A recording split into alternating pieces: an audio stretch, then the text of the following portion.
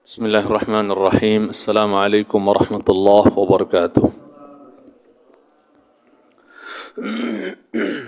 الحمد لله والصلاة والسلام على رسول الله وعلى آله وصحبه ومن والاه. أما بعد، قال الله عز وجل: يا أيها الذين آمنوا اتقوا الله وقولوا قولا سديدا يصلح لكم أعمالكم ويغفر لكم ذنوبكم ومن يطع الله ورسوله فقد فاز فوزا عظيما. أما بعد، فإن خير الحديث كتاب الله وخير الهدى هدى النبي صلى الله عليه وسلم وشر الأمور محدثاتها وكل محدثة بدعة وكل بدعة ضلالة وكل ضلالة في النار. أما بعد. Jamaah sekalian yang saya hormati dan saya cintai karena Allah Subhanahu wa taala, kita bersyukur kepada Allah Rabbul Izzati wal Jalal atas semua nikmat dan karunia yang dilimpahkan untuk kita semua, sehingga pada kesempatan yang berbahagia ini alhamdulillah kita bisa bersimpuh kembali di rumah dari rumah-rumah Allah Azza wa Jal untuk menghadiri taman dari taman-taman syurga, yakni majlis ilmu, majlis zikir yang Nabi sallallahu alaihi wasallam menganjurkan, idza marartum bi riyadil jannati farta'u. Dalam hadis Tirmidzi, bila kalian melewati taman-taman surga maka nikmatilah, ya, bersimpuhlah, mampirlah di taman surga tersebut. Ketika beliau ditanya tentang wa ma riyadul jannati ya Rasulullah, apa yang dimaksud dengan taman surga ya Rasulullah, maka beliau menjawab hilaqud dzikr, halaqah dzikir, halaqah ilmu. Dan kita butuh terhadap ilmu melebihi butuh kita terhadap makan dan minum. Jemaah yang saya cintai karena Allah Azza wa Jalla, ya, kita butuh ilmu, ya, sebagaimana ungkapan Imam Ahmad rahimahullah disebutkan dalam Tabaqatul Hanabilah, bahwa kita butuh terhadap ilmu itu sebanyak bilangan nafas yang kita hembuskan. Berarti setiap saat kita butuh ilmu. Kenapa? Karena setiap gerak-gerik kita, tingkah laku kita, perbuatan kita itu membutuhkan apa? Ilmu. Supaya kita mengerjakannya betul-betul, ya, didasari atas dasar ilmu, ya, agar kita tahu mana yang boleh dikerjakan, mana yang tidak boleh dikerjakan, mana yang halal, mana yang haram, ya, itu. Maka kita butuh terhadap ilmu. Maka jangan sampai lewat satu hari bagi bapak-bapak dan ibu-ibu, melainkan kita telah mendapatkan faidah baru, ya, dari ilmu din, ilmu agama, ya. Jangan sampai kita ridha dengan kebodohan. Mari kita perangi, mari kita, ya, angkat kejahilan dan kebodohan dari diri kita, dan kelak insyaallah dari orang lain. Kemudian yang kedua, kita hadiahkan salawat dan salam untuk Nabi tercinta Muhammad sallallahu alaihi wasallam, untuk keluarga, sahabat tabi'in, atba'ut tabi'in, dan semoga kita tetap istiqamah meniti dan menapaki jejak dan sunnah Nabi tercinta sallallahu alaihi wasallam sampai semua kita dipanggil masing-masing oleh Allah Azza wa Jalla. Allahumma amin. Kita akan masuk, jemaah yang saya cintai karena Allah Azza wa Jalla, di hadis yang mungkin saya pernah baca kemarin. Hadisnya pendek jadi enggak panjang lebar, kita jelaskan singkat saja. Di babu jazail walidain. Kita akan masuk di bab membalas jasa kedua orang tua. An Abi Hurairah 'anil Nabi sallallahu alaihi wasallam qala. Al-Imam Al-Bukhari meriwayatkan hadis dengan sanad beliau sampai kepada sahabat Abu Hurairah radhiyallahu taala anhu, ya, bahwasanya anin Nabi sallallahu alaihi wasallam qala, dari Nabi sallallahu alaihi wasallam beliau bersabda. Apa kata Nabi kita?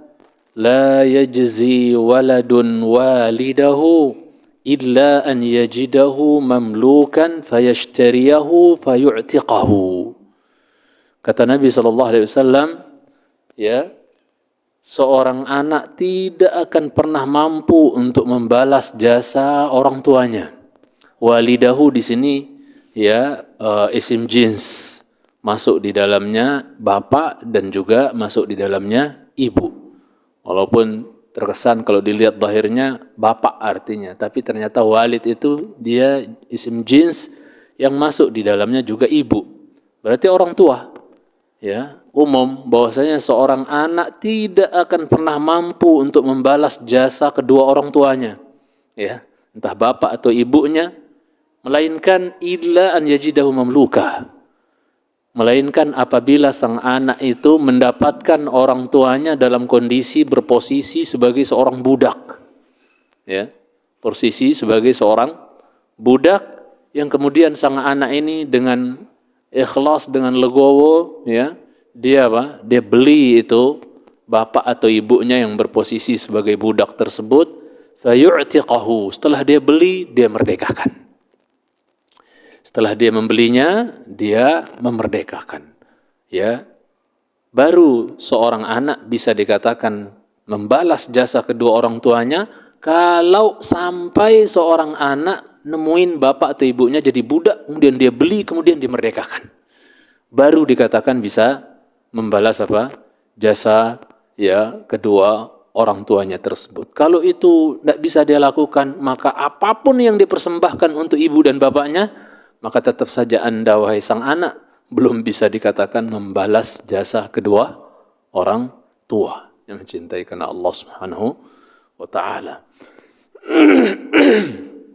Ya. Kemudian yang mencintai karena Allah Subhanahu wa taala, kenapa Rasulullah sallallahu alaihi wasallam memberikan satu kondisi ya yang kalau kondisi itu didapatkan ya oleh seorang anak yang kondisi itu menimpa kedua orang tuanya, maka baru dikatakan dia telah membalas jasa kedua orang tuanya, yaitu kondisi di mana orang tua jadi seorang budak. Baru dia katakan, kemudian dia beli, kemudian dia merdekakan, baru dikatakan telah membalas jasa kedua orang tua. Ya, Nabi memberikan percontohan seperti ini dikarenakan apa jemaah? Dikarenakan sangatlah sulit, ya, sangat susah, sangat sulit untuk bisa diharapkan atau didapatkan seorang anak mendapati dua orang tuanya berposisi jadi budak. Langka terjadi, susah gitu kan, sangat sulit, ya. Maka saking sulitnya orang akan mendapatkan orang tuanya berposisi sebagai seorang budak, maka sebegitu pula sulitnya seorang anak bisa membalas jasa kedua orang tuanya yang mencintai karena Allah Subhanahu wa taala. Kita baca syarahnya, la yajzi waladun walidahu, seorang anak tidak akan bisa membalas jasa ya ibu bapaknya, ay la yukafi'u waladun ihsana walidihi. Tak akan pernah bisa seorang anak membalas kebaikan ibu atau bapaknya, walid bapak atau masuk juga ibu, enggak akan pernah bisa. Kebaikan ibu bapak kita itu terlalu banyak, ya. Cukuplah kebaikan mereka yang terbesar adalah mereka menjadi sebab adanya kita di muka bumi ini. Ya. Cukup, itu jasa terbesar mereka lah, ibaratnya mencintai Subhanahu wa taala adalah beliau-beliau itu, ibu bapak kita menjadi sebab kita ada di muka bumi ini. Ya. Kalau bukan sebab mereka, ibaratnya bahasa kasarnya kita nggak akan nongol di muka bumi ini, yang mencintai Subhanahu wa taala. Ya. Jadi kebaikan mereka, belum lagi mereka mengayomi kita, mengasuh kita dari kecil, masya Allah, mengandung ibu terutama tuh, ya. Subhanallah, sampai Allah ya mengajarkan kita untuk berdoa, wa qur rabbi ya irhamhuma kama rabbayani saghira.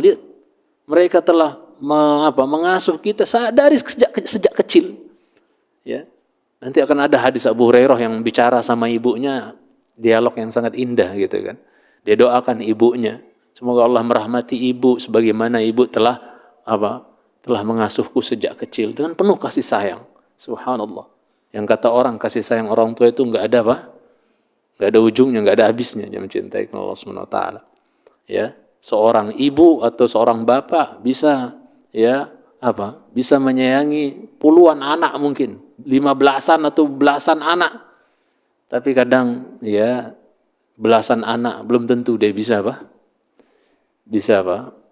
menampakkan kasih sayangnya kepada kedua orang tuanya dengan sebenar-benar kasih sayang. Yang ada banyak anak durhaka kepada kedua orang tuanya. Nas'alullah salamata wal afiyah. Jadi tidak akan mungkin seorang anak bisa membalas kebaikan-kebaikan orang tuanya. Ya, itu makna la yajzi waladun walidahu, karena sekali lagi jasa mereka terlalu banyak, terlalu besar. Yang mencintai karena Allah tabaraka wa ta'ala. Demi anak-anaknya mereka siap kepala jadi kaki, kaki jadi kepala, ibaratnya demi anak-anaknya. Jasa mereka terlalu besar. Coba bayangkan dari kita mulai kenal sekolah, dari TK mungkin, SD, SMP, SMA, kuliah, bahkan S1, S2, S3. Antum bisa bayangkan itu. Letihnya, pusingnya mereka memikirkan dari mana harus dapat uang demi antum bisa belajar, antum bisa jadi orang pinter, jadi orang yang berguna, jadi orang yang sukses, dan seterusnya. Jasa mereka terlalu besar. Makanya sangat ajib kalau ada anak muda yang sok ganteng atau cewek, akhwat sok cantik gitu loh. Sedangkan ibu bapaknya kampungan, dekil, dan seterusnya. Ketika dia wisuda, itu malu untuk foto bareng mungkin, atau malu untuk disandingkan dengan orang tuanya yang tampangnya tampang kampungan. Di saat teman-temannya mungkin berdasi, bersepatu mengkilat dan seterusnya, malu ketika melihat bapak dan ibunya tampang-tampang kampungan. Sehingga Allah musta'an. Ada yang seperti itu yang mencintai Subhanahu wa ta'ala.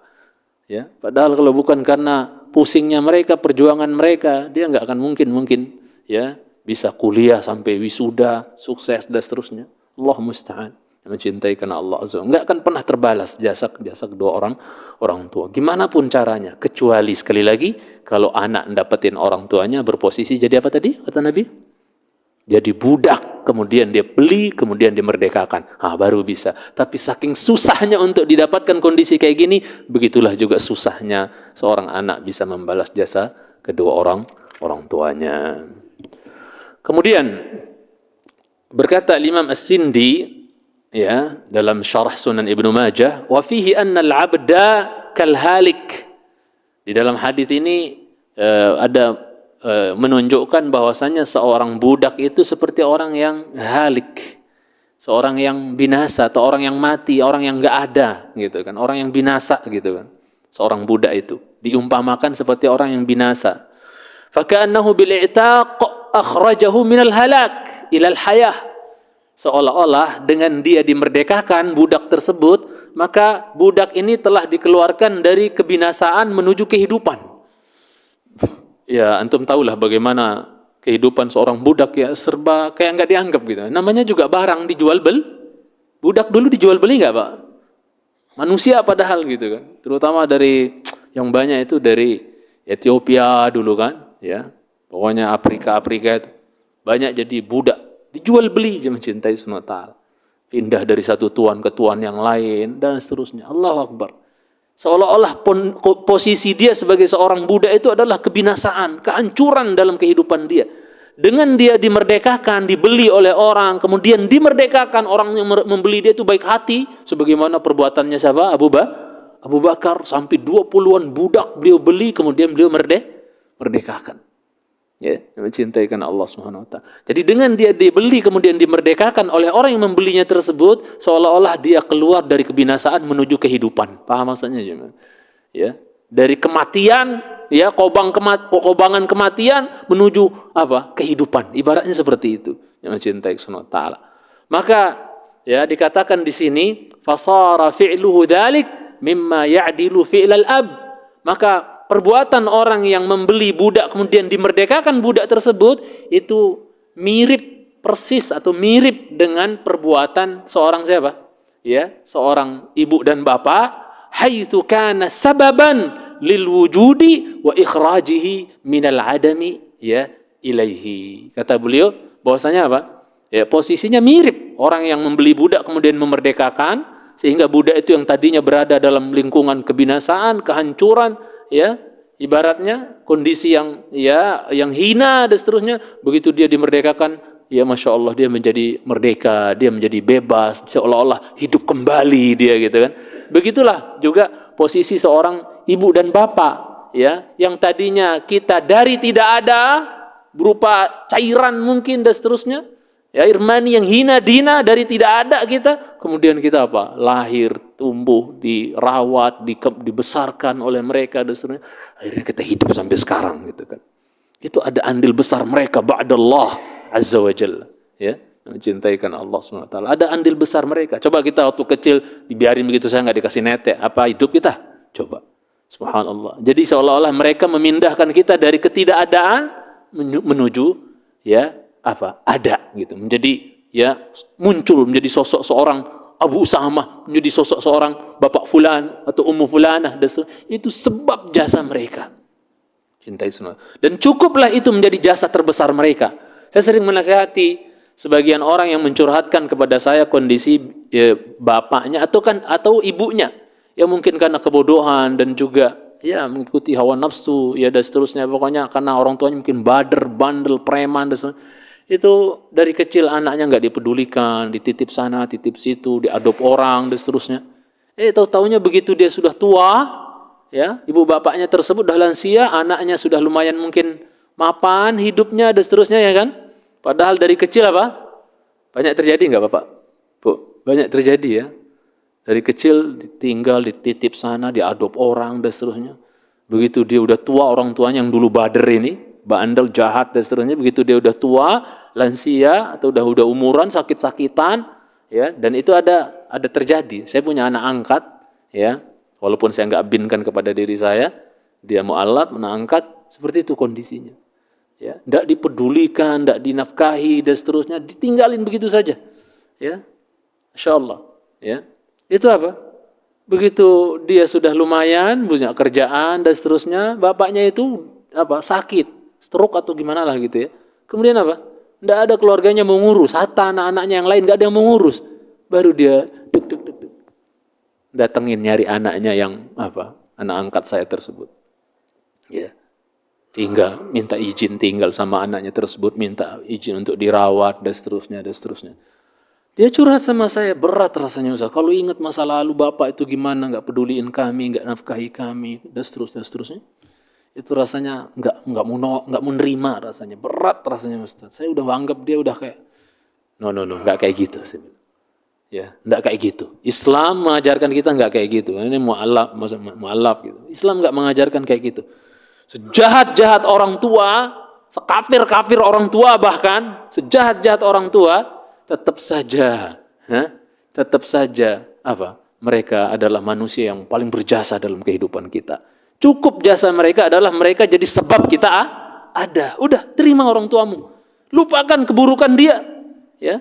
Jangan pernah membalas keburukan dengan keburukan yang sama. Udah, lupakan keburukan dia, antum berbakti bisa jadi itu antum apa? Jadi sebab antum masuk surga. Bukan karena sholat antum, ya puasa antum, ibadah antum yang lain. Tapi bisa jadi karena antum legowo menerima orang tua antum, bapak antum yang dulu jahat sama antum terima, antum rawat, antum bisa jadi antum masuk surga dengan sebab itu. Legowo saja. Alhamdulillah dia rawat bapaknya tersebut. Mungkin berat dalam hati, kan? Mungkin juga kurang rasa cinta ada dalam hati anak tersebut karena dari kecil disia-siakan dan seterusnya. Subhanallah. Jadi sering, bukan hanya kasus anak angkat anak ini saja, ya, yang kebetulan udah saya nikahkan, kemudian meninggal istrinya, sekarang menduda dia, ya, lagi saya cariin juga, ganteng orangnya, ganteng sekali, ya, bapak angkatnya mah jelek, pesek. Kemudian yang mencintai Allah Subhanahu Wa Taala.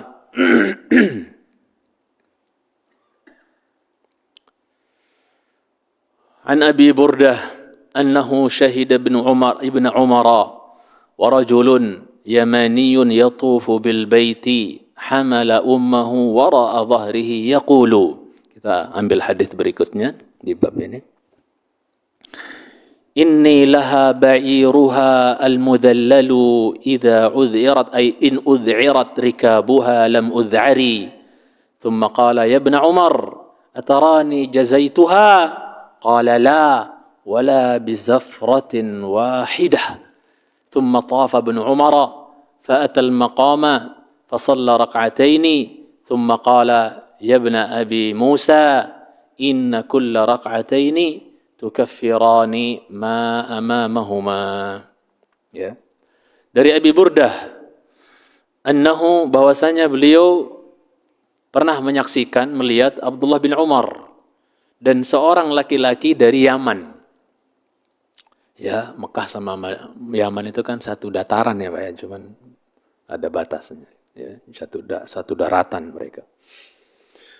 Jadi seorang ya laki-laki bersama Abdullah bin Umar radhiyallahu taala anhuma, laki-laki dari Yaman, yatufu bil bait. Laki-laki dari Yaman ini tawaf di mana? Di Ka'bah, ya, tawaf di Ka'bah. Hamala ummahu, dalam kondisi laki-laki Yaman ini menggendong siapa? Ibunya, gendong ibunya di sini. Ya. Antum ingat masa kecil, anak ingat banget masa kecil dulu, bapak saya, kakek saya, kalau ke sawah, kemana itu, dinemplok di sini nih. Tangan kita kiri di sini. Paham nggak? Sering kita kan?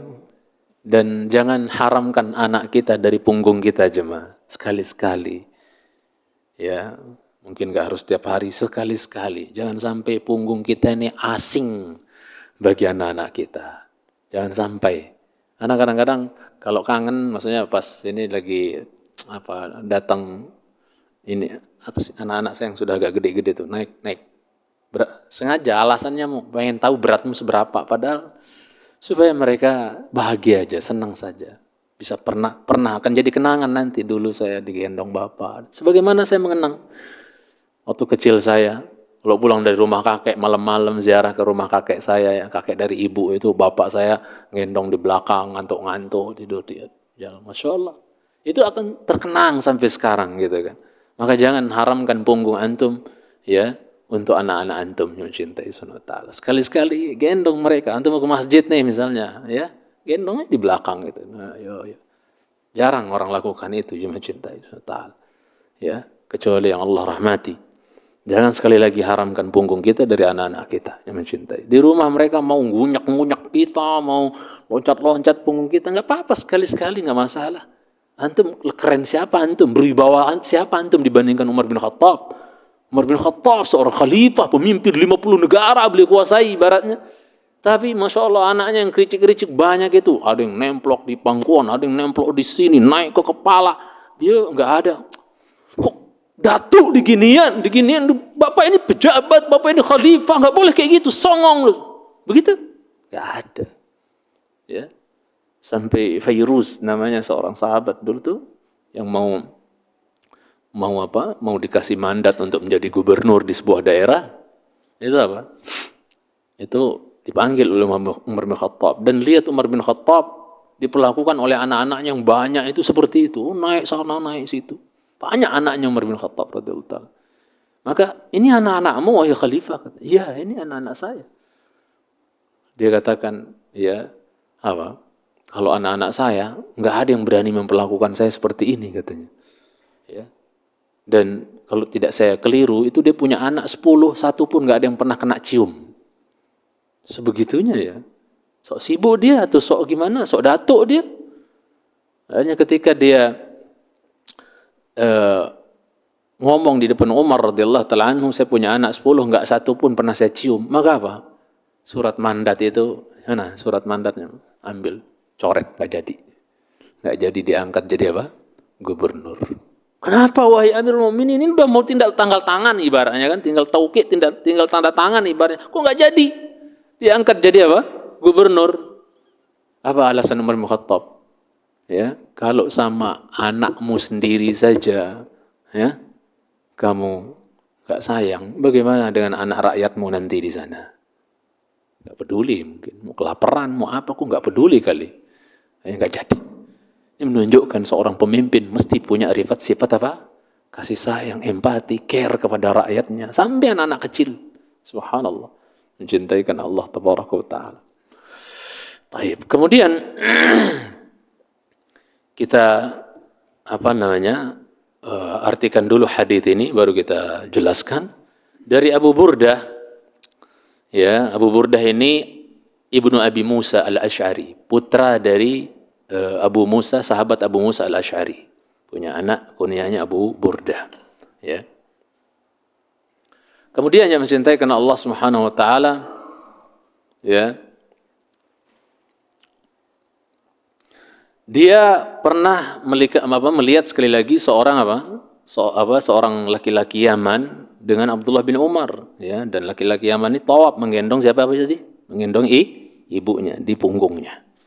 Sambil berkata, sesungguhnya aku, kata dia, laha bagi bundaku ba'iruhal mudallalu.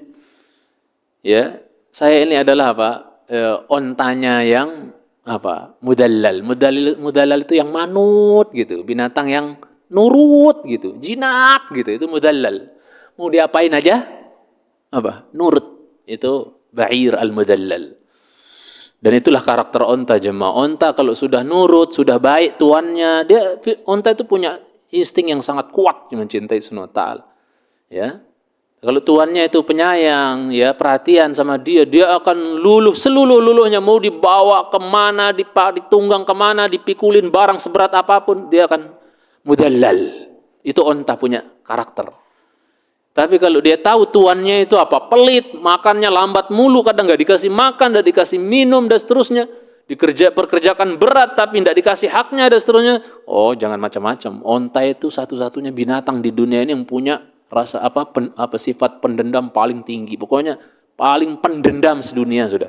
Onta itu. Kalau dia udah marah bisa ngancurin satu kampung cuma. Saking kuatnya onta itu.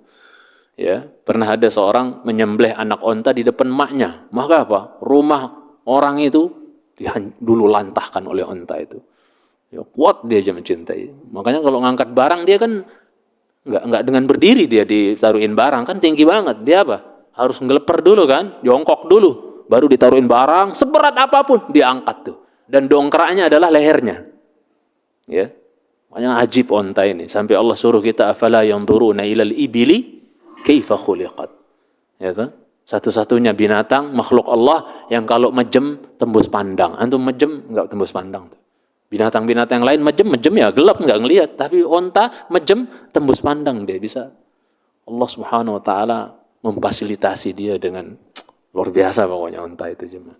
Jadi ini orang Yaman seolah-olah menjadi seekor onta yang jinak buat siapa? Buat emaknya itu. Pokoknya emaknya gendong ke sini, gendong ke sana, muter tawaf dan seterusnya, sa'i mungkin antara itu ya, dia mudallal. Pokok siap Bu, siap. Enggak ada ngeluh-ngeluh, Bu, capek, Bu, berat, enggak ada dia. Mudallal. Ya. Kemudian in ud'irat rikabuha lam ud'ari, ya. Yang apabila kendaraannya mungkin takut atau lari, kalau saya nggak akan lari, ya, saya nggak akan lari, gitu kan.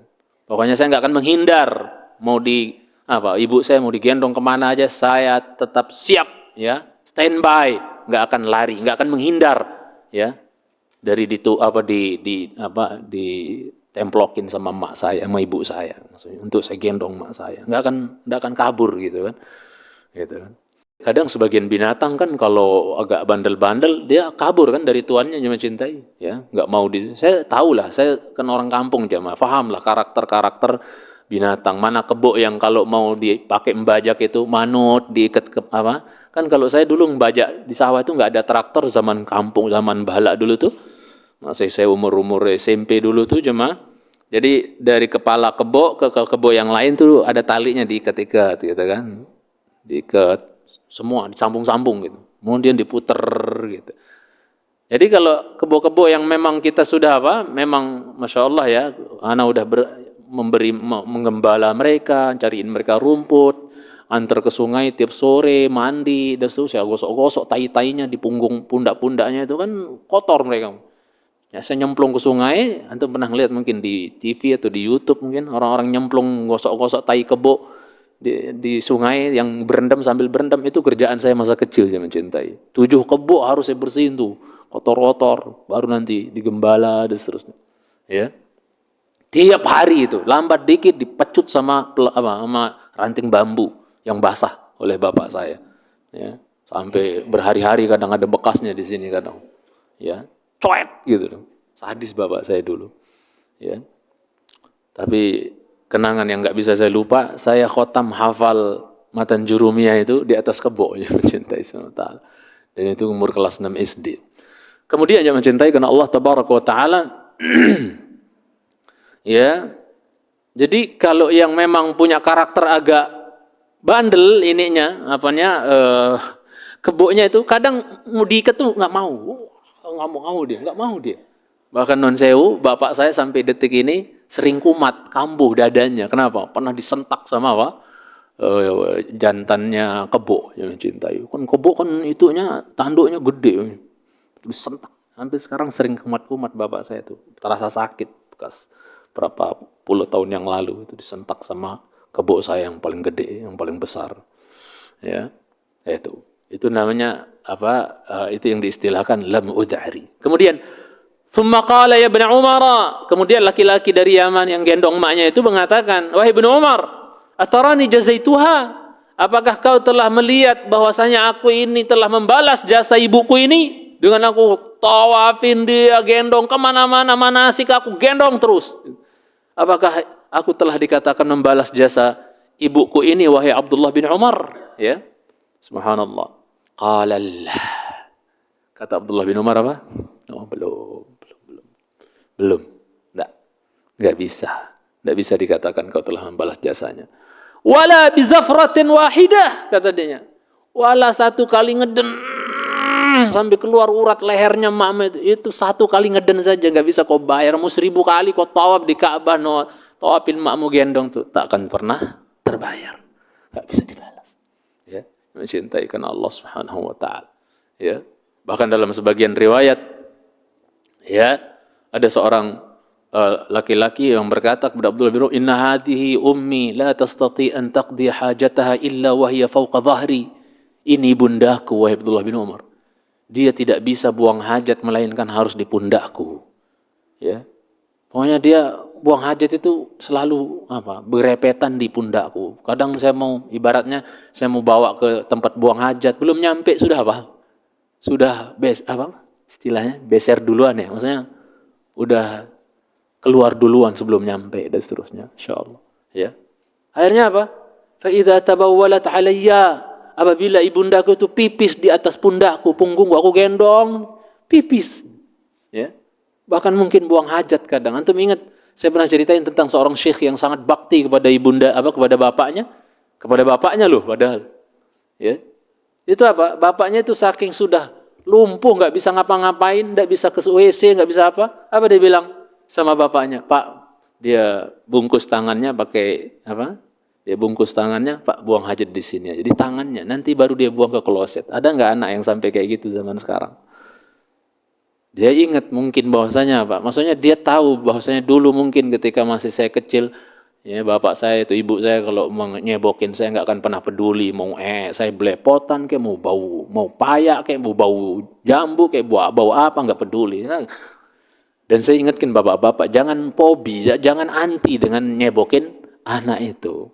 Nggak selalu istri kita sehat dan seterusnya. Ada saatnya mungkin istri kita diuji sakit sehingga kita harus menggantikan posisi dia.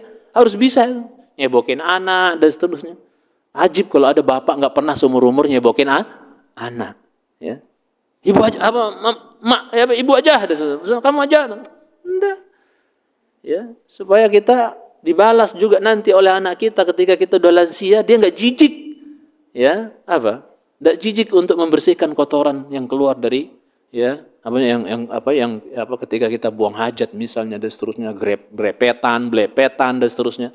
Rata-rata orang tua kan kalau udah ini agak longgar kan mungkin kan, jadi belum nyampe kamar mandi wes gerepetan di depan pintu kamar mandi kadang-kadang. Ya. Nah, kalau anaknya tipe-tipe anak yang enggak bakti dan seterusnya, waduh susah.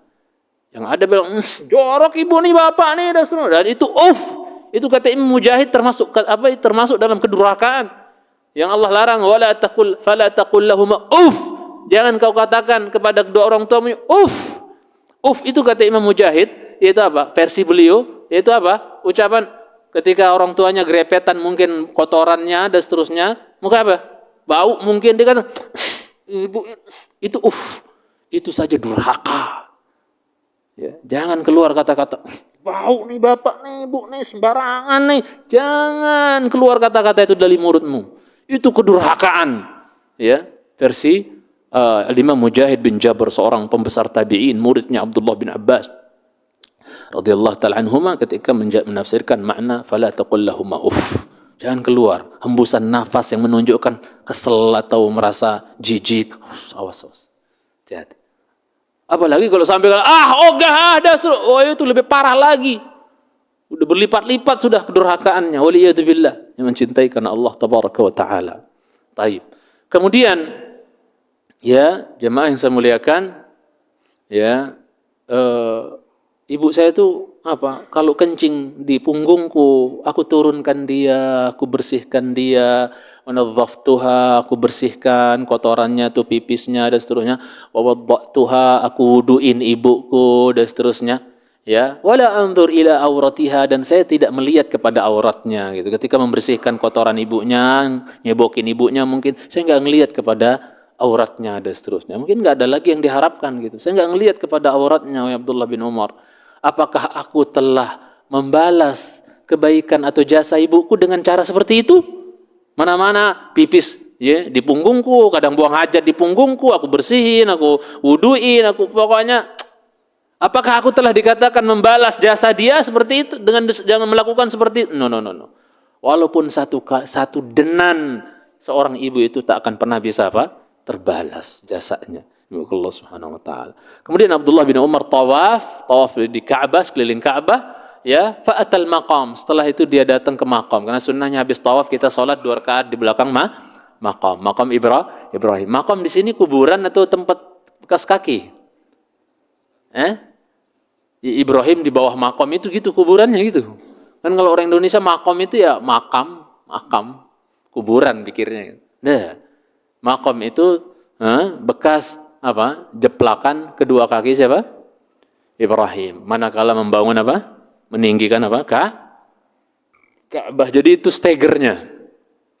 Ya, lempengan batu itu adalah stegernya Ibrahim, dan saking lembutnya hati Ibrahim alaihissalam sampai apa? Batu yang keras pun jadi ikut lunak saking lembutnya.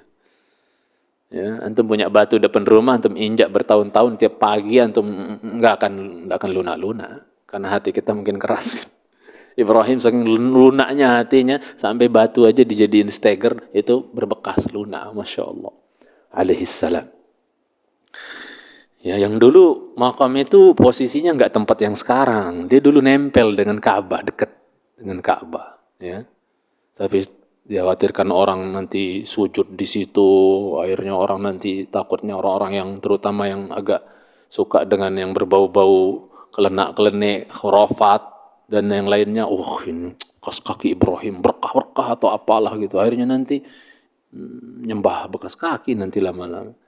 Kata Umar bin Khattab sangat jeli dengan hal-hal yang bisa membuka pintu-pintu syirik itu. Maka oleh beliau dibelakangin posisinya. Ya, kemudian di zaman seorang raja belakangan itu diletakkan di tempat yang sekarang dan di kerangkeng. Di kerangkeng pun masih banyak yang ngusap-ngusap, naudzubillah. Padahal itu sekedar bekas kaki yang mencintai semua. Hajar Aswad saja, hampir Umar bin Khattab katakan apa? Inni la'alamu annaki hajarun la tanfa'u wa la tadur, annaka hajarun la tanfa'u wa la tadur, walaula anni ra'aitu Rasulullah sallallahu alaihi wasallam yuqabbiluk ma qabbaltuka. Ya, kata Umar bin Khattab kepada Hajar Aswad ngomong gitu, bahwasanya apa? Aku tahu kamu sekedar batu Hajar Aswad, walaupun dari surga, tapi tetap aja kau sebongkah batu. Ya, maksudnya kau adalah batu gitu kan. Kalau apa? Kau tak bisa memberi manfaat, kau tak bisa memberi menolak madarat. Kalau saya tidak pernah melihat Rasul menciummu, nggak bakal aku cium kamu wahai Hajar Aswad. Sekedar batu. Ya, bagaimana dengan batu-batu yang diyakini sehari ini oleh bapak-bapak yang tua-tua, kadang-kadang tuh yang segaban-gaban batu akiknya, ini ada isinya, ada khodamnya, ada. Allah musta'an. Hajar Aswad saja kata Umar nggak mendatangkan manfaat, tidak menolak madarat. Apalagi akik-akik yang diakui. Dulu pernah saya ada tukang kerja di samping rumah saya, ngobrol-ngobrol dan seterusnya, ya teguran lah biasa. Tanya apa? Dia apa? Nawarin batu akik segaban kayak akiknya dukun gede, geplok gitu kan. Ya, ada khodamnya katanya. Siapa tahu bermanfaat buat ustadz kalau ceramah kemana-mana. Hah? Allah musta'an. Ya, ya ini korban-korban hadis palsu juga itu jemaah. Ya, manusia kadang, ya maksud sebagian manusia nggak bertanggung jawab bikin hadis palsu terkait tentang akidah juga. Sampai ada bikin hadis palsu bilang, man i'taqada fi hajarin la nafa'ah. Siapa yang punya keyakinan terhadap ya batu, maka batu itu akan bermanfaat buat dia. Yang penting yakin saja nih batu bisa bermanfaat, bisa menolong, bisa membantu. Manfaat nanti kata Allah musta'an. Hadis pungutan sampah. Waliyadzubillah yang mencintai karena Allah tabaraka wa ta'ala. Ya. Kemudian ikhwatal Islam yang saya cintai subhanahu wa ta'ala,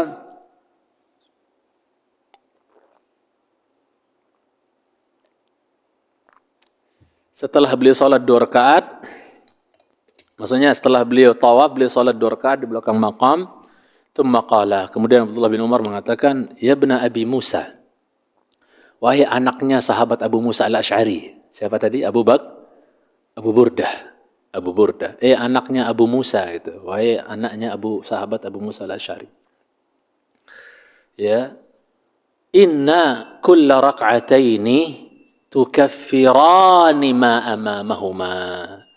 Ya, sesungguhnya ya setiap 2 rakaat dari salat sunnah itu 2 rakaat tersebut menghapuskan dosa-dosa amamahuma. Amamahuma yang dimaksud di sini adalah bukan dosa setelah salat 2 rakaat tersebut, enggak, tapi dosa sebelumnya. Dosa sebelum salat 2 rakaat tersebut, ya, yang dilakukan sebelum salat 2 rakaat itu akan diampuni, ya, dihapus oleh Allah tabaraka wa taala. Penjelasannya, an Abi Burdah annahu syahida ibnu Umar. Dari Abu Burdah bahwasanya beliau menyaksikan melihat Abdullah bin Umar. Abu Burdah adalah siapa? Huwa ibnu Abi Musa al-Asy'ari. Dia adalah putra dari sahabat yang mulia Abu Musa al-Asy'ari. Dari Yaman juga. Asy'ari itu suku Yaman. Silakan adzan dulu. Alhamdulillah wassalatu wassalamu ala Rasulillah wa ala alihi wa sahbihi man wala, amma ba'd. Kita lanjutkan sedikit saja jemaah, dan mohon maaf malam ini kita tidak tanya jawab dulu. Jadi Abu Burdah di sini adalah putranya siapa tadi? Sahabat Abu Musa al-Asy'ari, ya. Radhiyallahu taala anhu, sahabat yang terkenal dengan keindahan suara baca Qur'annya, ya. Keindahan baca Qur'annya, bukan keindahan suara bernyanyinya, enggak, baca Qur'an, ya. Kemudian warajulun yamaniyun yatufu bil bait hamala ummahu wara'a dhahrihi yaqul inni laha ba'iruha al-mudhallalu ay ba'iruha as-sahlu al-murawwid, ya, ay murawwid ay al-murawwad, maksudnya dia bagi ibunya itu menjadi apa? Menjadi seolah-olah dia jadi kendaraan berupa onta gitu ya, yang sangat manut nurut gitu kan. Gampang disuruh dibawa kemana, diseret kemana, dihalau kemana, pokoknya mudah, gampang. Jadi dia seolah-olah jadi binatang yang jinak gitu bagi ibunya, seolah-olah begitu. Ya. In udhirat rikabuha ay nafarat dabbatuha allati tarkabuha. Manakala mungkin binatang yang dia tunggang itu malah lari, kalau saya malah enggak lari gitu kan. Malah dia nunggu-nunggu untuk dinaikin sama ibunya, untuk dia gendong mungkin. Lam ud'ari, ya, lam ud'ari ini kata-kata ya atau kinayah yang menunjukkan syiddati ta'ati ummihi. Kata-kata lam ud'ari ini adalah menunjukkan atau kinayah menunjukkan sangat taatnya kepada ibundanya itu. Pokoknya kalau sudah ibu bertitah, wis enggak ada lagi apa? Enggak ada lagi yang dia kedepankan hal yang lain. Pokoknya mak bilang, ya, laksanakan. Ya, selama yang dia perintah adalah apa? Tidak maksiat. Kalau maksiat ya lain judul, haram untuk kita taat. Nah, kemudian wahirsihi ala birriha, dan juga kata-kata ud'ari, saya tidak ngamuk-ngamuk. Kan ada binatang yang kalau ditunggang ngamuk-ngamuk enggak, Pak? Ada enggak, Pak? Ya, yang enggak biasa ditunggang atau enggak suka ditunggang oleh orang asing atau apa. Kadang-kadang dia ngamuk-ngamuk toh. Ya, bahkan kalau kuda kadang-kadang dia angkat-angkat kakinya dinendang-nendang dan seterusnya gitu kan, sampai yang nunggang itu jatuh dan seterusnya. ya, itu namanya dhar, ya. Pokoknya nggak mau ditunggang sudah. Tapi kalau anak ini dia ibaratkan dirinya seperti binatang yang ya mau ditunggang kemana saja, dihalau kemana saja siap gitu. Itu kinayah menunjukkan sangat taat dia kepada ibunya, wa hirsi ala birriha, dan semangat sang anak ini untuk berbakti kepada siapa? Sang ibunya. Jadi berbakti kepada ibu dan bapak itu juga butuh semangat, hirs. Wa adami ta'affufi, dan tidak ada kata-kata kata-kata kata-kata ogah, kata-kata capek, ya. Tolong nak, ya, bantu ibu Nina nih tolong ke rumah dulu bantu ibu nih mau bikin ini atau ngangkat apa dan seterusnya. Tadi dari situ, Bu, sekarang udah disuruh ke sana lagi. Enggak capek gitu. Alhamdulillah. Jangan. Itu ta'affuf. Ya. Bilang itu udah durhaka Ibu Allah Subhanahu wa taala. Ta'affuf. Nah, anak ini Masya Allah enggak ada di kamus dia ta'affuf. Ngomong ogah, malas dan seterusnya. Di hadapan ibunya enggak ada. Wattadajjur min khidmatiha. Enggak ada juga dari anak ini sifat tadajjur, menggerutu kalau dia kalau berkhidmat atau menolong orang tuanya, entah ibu atau bapaknya. Enggak ada nggerutu. Capek nih ibu. Minta diantar terus nih ibu gitu kan, ya. Nah, tolong bonceng ibu kemana ada. Nggerutu di jalan, nganter tapi tadajjur. Nggerutu di jalan yang mencintai Subhanahu wa taala. Nauzubillah. Semoga ya hal-hal yang seperti ini jauh dari diri kita sebagai seorang anak. Bahkan sebagian anak ada yang dia takut ya kalau disuruh sama bapak sama ibunya. Ya, jadi gimana caranya ngindar-ngindar gitu. Ya, bahkan mungkin kalau ibu bapaknya sudah nelpon, ngindar dia nggak diangkat kadang. Ya Allah. Syukur-syukur nggak di-reject itu telepon bapak ibunya. Allah musta'an. Ya, sesibuk apapun kita kalau udah ibu bapak telepon, ya, mau lagi penting, mau lagi ceramah, mau apa kayak kalau ibu bapak izin dulu. Angkat. Cintai Allah Subhanahu wa taala. Ya, karena itu wajib, ada kebutuhan, ada penting dia bapak kita, angkat ibu kita, angkat dulu enggak apa-apa. Izin jamaah nih bapak saya, ibu saya. Biar juga sebagai praktek nyata, contoh qudwah dari seorang ustadz itu terhadap jamaahnya. Ustadz ngangkat telepon ibunya, bapaknya lagi. Jadi contoh. Supaya jamaahnya juga sesibuk apapun di kantor mungkin atau apa, lagi mau temennya ngumpul kalau udah bapaknya ibunya telepon, sebentar. Tuan Raja telepon, Tuan Putri telepon. Ya.